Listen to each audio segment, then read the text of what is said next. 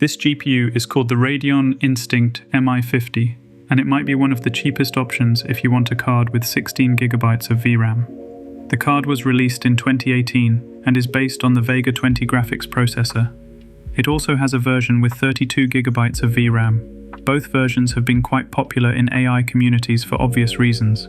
They are relatively inexpensive and offer a lot of VRAM. But how does it perform as a normal GPU? By normal, I mean typical desktop PC usage, such as web browsing, gaming, or productivity tasks like video editing. For these purposes, 32 GB of VRAM is unnecessarily excessive, so I bought the 16 GB version to try it out. I'll be using it exclusively on Linux due to personal preference. I've been using an NVIDIA Tesla M40 as my main graphics card on my PC for about 6 months now. In previous videos, I mentioned that while it offers amazing value for video editing, its gaming performance is quite poor, especially on Linux.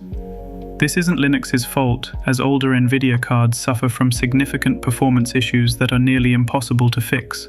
For video editing, however, since DaVinci Resolve typically prefers NVIDIA's CUDA computing, it has been perfect for my needs.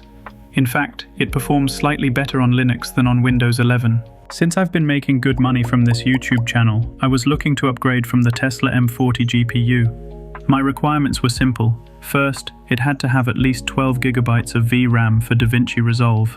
Second, the gaming performance on Linux needed to be at least as good as the Tesla M40 on Windows, meaning I could play most games at a reasonable FPS at 1080p or 1440p.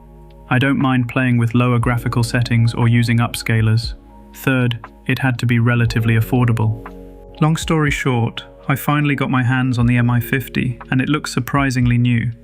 I'm sure it spent most of its life in a well-maintained data center or similar environment, so it's in much better condition than mining cards from the same period. As you can see, like my NVIDIA Tesla M40, this card doesn't have any fans attached. This is one reason it's sold at a low price. You need to find a cooling solution yourself.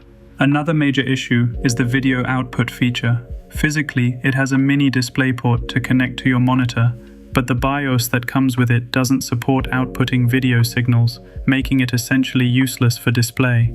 I'm not sure why this is the case, but fortunately, it's possible to flash the Radeon 7's BIOS onto it easily, as they share mostly the same specs. I didn't know how to do this myself, but the seller provided both BIOS options for me to choose from before shipping. This was the main reason I purchased this card. The Radeon 7 was a legendary card back in the day, one I never thought I could afford, but with this card, I have the chance to experience what it's like to own one. The only problem now is cooling, which isn't a big issue. Customized 3D printed coolers for this card are available for very little money. I'm not going to tell you exactly how much I paid for these items, because the last time I did, I was called a liar in multiple comments.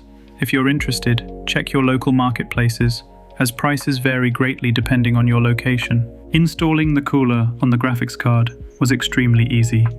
I just needed to unscrew a few screws, remove the original cover, and attach the cooler with the same screws. There's a 4-pin cable that needs to be plugged into the system fan port on your motherboard. On Linux, you can use an app called Fan Control to manage fan speed. You might also be able to adjust this in your motherboard's BIOS settings, but I prefer using Fan Control. After installation, this is what it looks like in my case. I booted into my Ubuntu system and the card worked immediately without any issues. Using the AMD GPU monitoring app, I could see it was recognized as a Radeon 7. One thing to note, if you look up the specs of the Radeon Instinct Mi50, you'll see its TDP is listed as 300 watts. However, after flashing it with the Radeon 7's BIOS, the TDP is now only 190 watts, so there's definitely some performance loss. The great thing about using AMD GPUs on Linux is that they just work without any hassle, especially for an older product like this. I don't have to worry about drivers, installing software or rebooting. I just boot into the system and start using it. For this unusual card though, I needed to configure the fan curve in the Fan Control app, since the fan is an attachment. The mini DisplayPort works perfectly. My monitor is a 1440p 100Hz display, nothing fancy. I'm not sure if it can drive a 4K high refresh rate display though. Now, let's get to some gaming tests. I'm not a hardcore gamer and these days I only play single-player games. I don't have a huge Steam library, so my testing is limited. The first game I tried was Cyberpunk 2077. I played through it a few years ago when the Phantom Liberty DLC came out, and it was one of the best games I've ever played. However, my PC wasn't powerful enough then, so I had to rely on FSR and play at 1080p. With the Mi50, I'm now getting above 60 FPS most of the time, sometimes into the 70s, at native 1440p resolution. I followed optimized settings from Hardware Unboxed video for all the graphics settings and turned off upscaling. I'm not against upscaling though, and XeSS in this game looks quite good compared to FSR. With XeSS 2.0 in ultra quality mode, the FPS increases slightly, and the image quality still looks amazing to me. This is the best image quality I've ever seen on my PC. The game looks incredible at native 1440p, and I was so impressed that I started a new game as a female V just to experience those amazing cutscenes again. One thing bothers me though. The cooling fan is too noisy when the GPU is fully utilized. It gets the job done, keeping the GPU's temperature around 70 degrees Celsius, even after long gaming sessions. If I adjust the fan curve to lower the speed, the junction temperature can easily reach 105 degrees Celsius, though I haven't encountered any system crashes. Maybe I should just let it run hot and not worry about it. Another thing I wanted to try with older AMD GPUs on Linux is ray tracing emulation.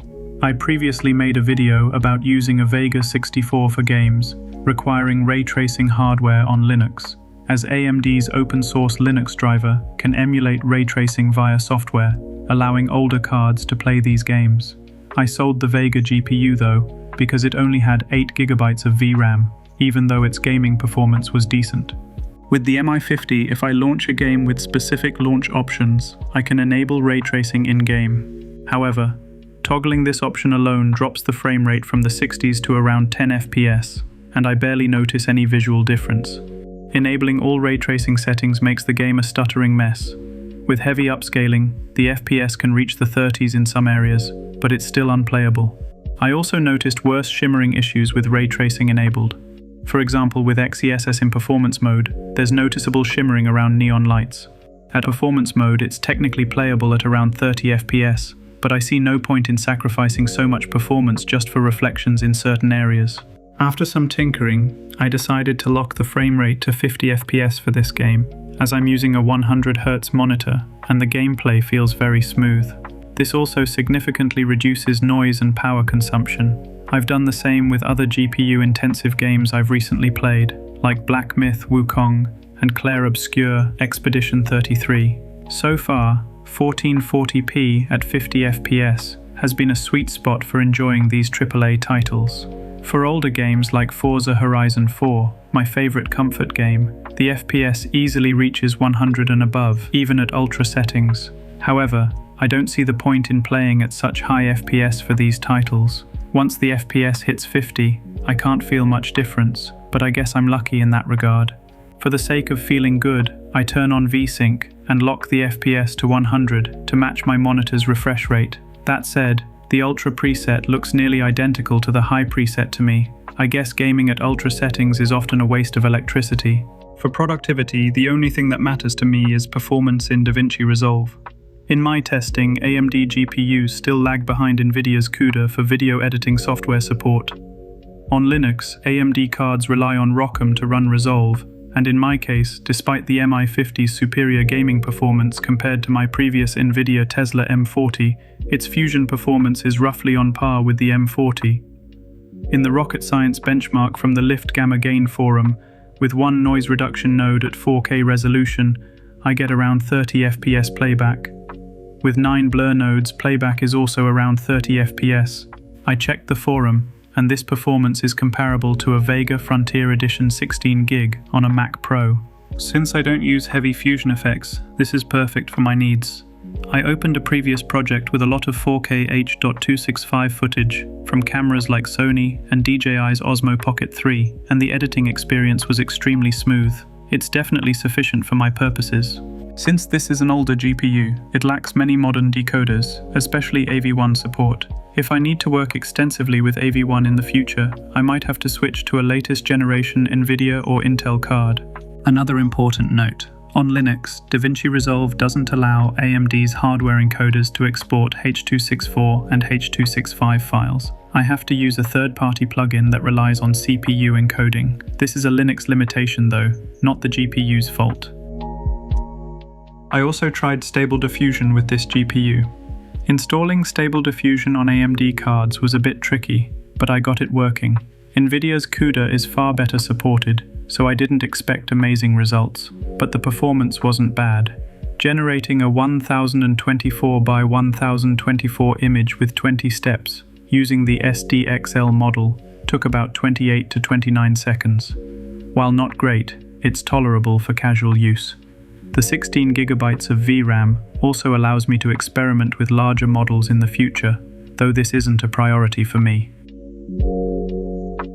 In conclusion, I'm generally happy with this graphics card. Sure, it's old technology, but considering I paid very little for it and spent minimal time getting it to work well on Linux, I think it'll stay in my PC for a long time. I do have some concerns though. First, I don't know how long the card will last, as it likely spent years working hard in a data center before coming to me. It could die suddenly without warning, and I wouldn't be surprised. Second, it only has one display output port, and I need a dual monitor setup for work. Fortunately, my CPU has an integrated GPU, so I can connect 2 additional monitors. Interestingly, I tested connecting the monitor to both the GPU's port and the motherboard, and I noticed little to no difference in gaming performance. Windows compatibility is another point. The card works perfectly on Windows, and games run well, but since Linux is my preferred operating system, I have no interest in using Windows, especially when I get decent performance on Linux already. Previously, I needed Windows because NVIDIA's Linux drivers caused at least a 30% performance loss in DX12 titles. Another reason was the lossless scaling app,